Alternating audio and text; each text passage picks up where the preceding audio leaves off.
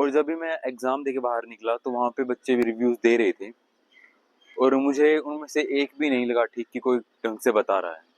वहाँ पे कुछ भी लोग कुछ भी बोल रहे थे कि रियलिटी में रियल रिव्यू कैसा था एग्ज़ाम का, एग्ज़ाम आया कैसा था, मुझे कैसा लगा एग्ज़ाम। तो देखो, आज है तारीख 30 अप्रैल 2026 और मेरा फर्स्ट शिफ्ट में आनंद विहार शायद सेंटर का नाम यही था, वहाँ एग्ज़ाम था। So hello guys, welcome back to another video. आज मैं व्लॉग शूट करने नहीं आया हूँ। आज मैं मेरा एक्सपीरियंस शेयर करने आया हूँ कि मेरा आज तारीख है 30 अप्रैल 2026 और आज मेरा एग्ज़ाम था एसएससी जीडी का। तो कुछ बच्चे अभी भी रिव्यूज़ देखने में लगे होंगे कि एग्ज़ाम कैसा आ रहा है, कहाँ से क्वेश्चन आ रहे हैं, कहाँ से नहीं, कौन सा पार्ट हार्ड आ रहा है, कौन सा इजी आ रहा है, ये सब। जब मेरा एग्ज़ाम था, अभी आज था मेरा एग्ज़ाम, तो कल तक मैं भी रिव्यूज़ देख रहा था कि एग्ज़ाम कैसा आ रहा है, कौन सा टॉपिक से ज़्यादा क्वेश्चन आ रहा है, क्या मैं अभी पढ़ लूँ जिससे मेरा एक दो ज़्यादा क्वेश्चन ठीक हो जाए। और जब भी मैं एग्ज़ाम देके बाहर निकला तो वहाँ पे बच्चे भी रिव्यूज़ दे रहे थे और मुझे उनमें से एक भी नहीं लगा ठीक कि कोई ढंग से बता रहा है। वहाँ पे कुछ भी लोग कुछ भी बोल रहे थे कि ऐसे क्वेश्चन आए थे, ऐसे क्वेश्चन नहीं आए थे। और एक लड़का तो कुछ भी बता रहा था कि मतलब ऐसे क्वेश्चन आए थे, अरे वैसा कुछ भी नहीं आया था। तो मुझे लगा कि मेरे को बताना चाहिए कि कैसे रियलिटी में रियल रिव्यू कैसा था एग्ज़ाम का, एग्ज़ाम आया कैसा था, मुझे कैसा लगा एग्ज़ाम।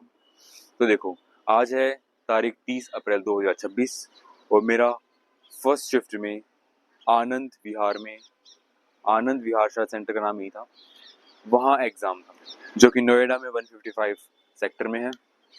तो हाँ, और मेरा फर्स्ट शिफ्ट में एग्ज़ाम था और क्वेश्चन आते हैं एग्ज़ाम में, 80 क्वेश्चन आते हैं, 20 रीजनिंग के, 20 मैथ के, 20 जीएस के और 20 या तो हिंदी या फिर इंग्लिश, आप कुछ भी कर सकते हैं। मैंने हिंदी किया था।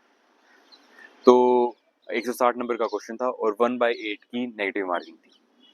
तो सबसे पहले मैं बात करूँगा मैथ की। मैथ में आए थे 20 क्वेश्चंस और मुझे मैथ्स में 5 चैप्टर्स के अलावा मैथ में मुझे कुछ और दिखा ही नहीं। सिर्फ उसी 5 चैप्टर में सारे के सारे क्वेश्चंस थे। सबसे ज़्यादा क्वेश्चन आए थे सिंप्लीफिकेशन से, 4 क्वेश्चन थे शायद वहाँ से। मुझे एग्जैक्ट नंबर याद नहीं है, जितना मुझे याद आ रहा है वो बता रहा हूँ।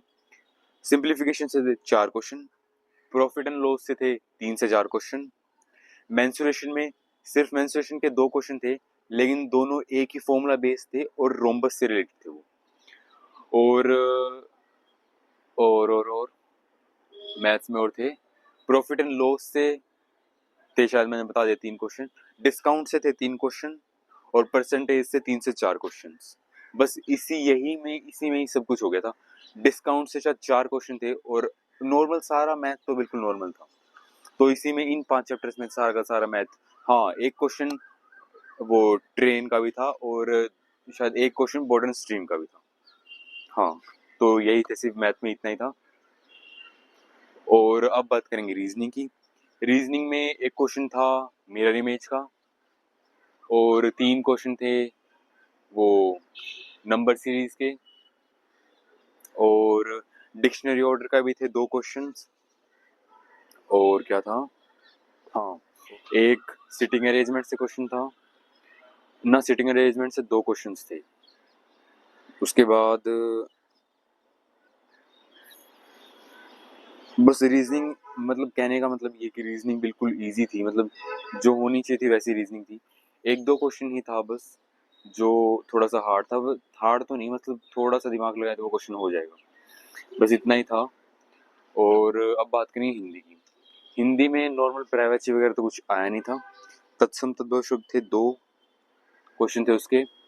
पैराग्राफ था 5 नंबर का, वो भी आसान था। और कुछ समाचार पत्र वाले जो क्वेश्चन थे वैसा कोई क्वेश्चन नहीं आया था मेरे वाले शिफ्ट में। और कुछ पुलिस के प्रशिक्षण से ऐसे कुछ क्वेश्चन आए थे 3 से 4, जिसमें उन्होंने पूछा था कि अगर पुलिस जांच करे तो उसे क्या बोलेंगे, अगर कोई किसी से पूछताछ की जा रही तो उसे क्या बोलेंगे, स्कूल में कुछ प्रशिक्षण चल रहा है उसे क्या बोलेंगे, ऐसे चीजें क्वेश्चन आए हुए थे। हिंदी में यही सब था बस, और विलोम शब्द वगैरह, पर्यायवाची वगैरह ऐसा कुछ नहीं आया हुआ था। हाँ, वर्तनी के थे 3 क्वेश्चंस। वर्तनी के 3 क्वेश्चंस आए हुए थे, आसान थी, वो भी कुछ ज़्यादा मुश्किल नहीं था। हस्तक्षेप पूछा हुआ था और कवियत्री पूछा हुआ था, बस यही पूछा हुआ था। और अब बात है जीएस की। जीएस में ये बोला गया था कि करंट अफेयर्स से क्वेश्चंस नहीं आ रहे हैं या फिर 1 या 2 आ रहे हैं। तो मेरे शिफ्ट में करंट अफेयर्स के क्वेश्चन थे, 4 से 5 क्वेश्चंस थे। इसरो से रिलेटेड क्वेश्चंस थे 4 से 5, और पॉलिटिकल से 2 क्वेश्चंस थे, जियोग्राफी से 2 क्वेश्चन थे, इकोनॉमिक्स से 3 से 4 क्वेश्चन थे, और स्टैटिक जीके का पोर्शन बोल रहे थे कि ज़्यादा है। स्टैटिक जीके का पोर्शन ज़्यादा था पर बुक्स ज़्यादा थी, शायद 2 क्वेश्चंस थे बुक से, और फोक डांस से सिर्फ 1 क्वेश्चन था। क्लासिकल डांस वगैरह, नृत्य वगैरह, मतलब क्लासिकल डांस और वाद्य यंत्र वगैरह से, इनसे कोई क्वेश्चन नहीं था। इसरो से रिलेटेड 3 से 4 क्वेश्चंस थे जो कि थोड़े से मतलब एग्जैक्ट पूछे हुए थे, वो करंट के क्वेश्चन थे। तो ओवरऑल ऐसा ही था एग्जाम। इंग्लिश का मेरे को पता नहीं क्योंकि मैंने वो दिया नहीं था। मतलब ओवरऑल एग्जाम इजी ही था, पढ़ने वाला बच्चा कर सकता था। 1-2 क्वेश्चन ही थे बस हार्ड। और मेरे हिसाब से तो एग्जाम पिछली बार से तो इजी था। बस अगर आपको ध्यान देना तो मैथ्स में डिस्काउंट पे ध्यान देना, प्रॉफिट एंड लॉस पे ध्यान देना, परसेंटेज पे, ट्रेन वाले क्वेश्चंस पे, और मेंसुरेशन पे भी ज़्यादा ध्यान देने की जरूरत नहीं, क्योंकि 1-2 क्वेश्चन आ रहा था वो फॉर्मूला बेस। बस हिंदी में जो समाचार पत्र वाले तो कुछ आया नहीं, प्रशिक्षण वाले कुछ क्वेश्चन आ रहे पुलिस से रिलेटेड, वो देख के जाना कि उसका कैसे थे, नए थे वो। और तत्सम तद्भव का 1-2 क्वेश्चन था, बस यही सब कुछ था। तो आई होप आपको समझ आ गया होगा कि क्वेश्चंस कैसे थे, आए थे, और क्या किस चीज़ पे आपको ध्यान देना है। वहाँ पे तो सब लोग ऐसे ही कुछ भी बोल के जा रहे थे। तो एग्ज़ाम का रियल रिव्यू था ये एसएससी जीडी 2026 का।